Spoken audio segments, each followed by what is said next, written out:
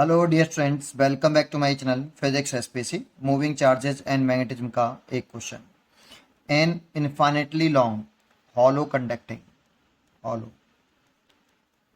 Cylinder with radius capital R carries a uniformly current along its surface. Choose the correct representation of the magnetic field B as a function of radial distance from r from the axis of cylinder. ठीक है, solution देखो। एक हमारे पास एक hollow cylinder है कुछ इस तरह से।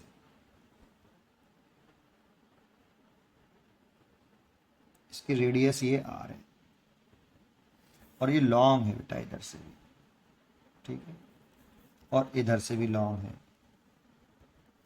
ये इसकी एक्सेस है, ये इसकी एक्सेस है। क्योंकि हॉलो है तो करंट आपका केवल सरफेसेस पर है। टोटल मिला के करंट कितना है? आई है। टोटल मिला के करंट आई है। इसका अगर आप चाहो तो यहाँ पर टॉप व्यू देख सकते हो ऊपर से। अगर ये ऊपर से देखते तो हम कुछ इस तरह से दिखता,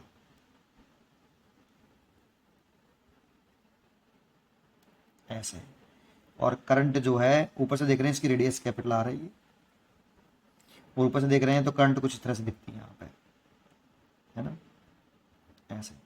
पूरे सरफेस पर करंट है और uniform distributed total current I है।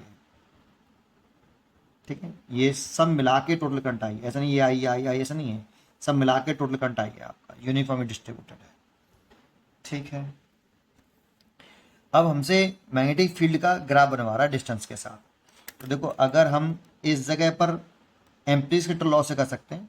अगर हम आर स्मॉल आर ये लिख लें कि यहाँ पे निकाल लें भाई, जब आपका अगले पेज पे करता हूँ, ये जब आपका स्मॉल आर लेस देन हो कैपिटल आर से, उस पॉइंट पे मैग्नेटिक निकालें। तो मान लो ये स्मॉल आर है, इस पॉइंट पे निकालने हैं तो यहाँ पे एक एम्पीरियन लूप बना लेंगे सिमेट्रिकली। ठीक है, और करंट की डायरेक्शन ऊपर है इसीलिए डीएल सेंस ऑफ रोटेशन भी यही मान लेंगे, ऐसे ही ऐसे। करंट की डायरेक्शन ऊपर तो सेंस ऑफ रोटेशन फिंगर के घूमने की डायरेक्शन में मान लेते हैं, जिसे हम करंट को पॉजिटिव मान सकें। ठीक है, तो ऐसे।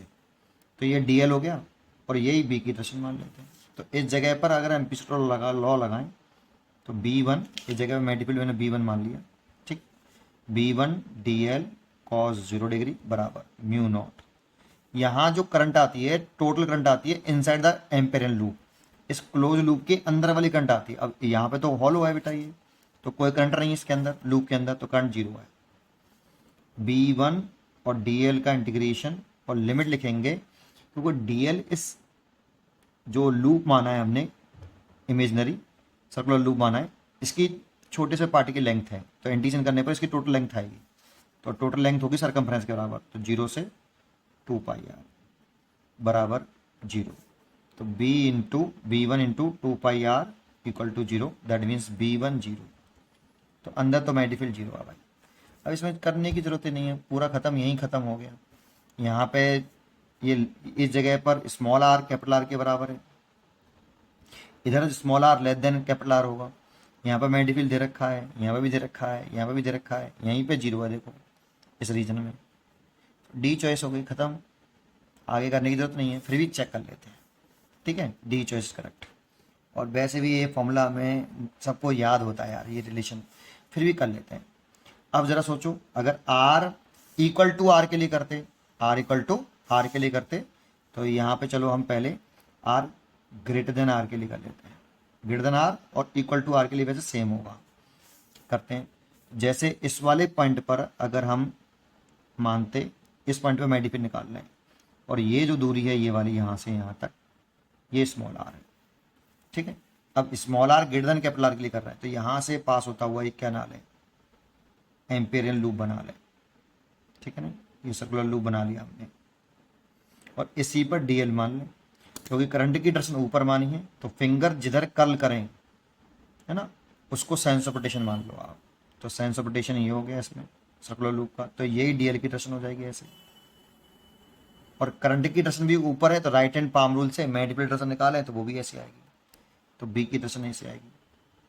ठीक है, और जिस डायरेक्शन में हम सेंस ऑफ रोटेशन मानते हैं, तो देखो करंट की डायरेक्शन ऊपर, सेंस ऑफ रोटेशन मानी है मैंने इसको मान के, तो करंट को पॉजिटिव मान लेंगे आप।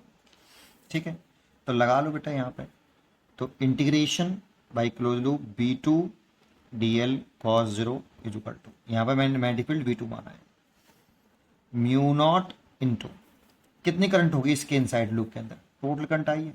अगर इस लूप के ऊपर ही मानते ना तो तभी टोटल करंट कितनी आती है, आई, है ना। अगर हम स्मॉल आर कैपिटल आर मानते तब भी करंट कितनी आती, आपका आई ही आती इनसाइड, तो आई।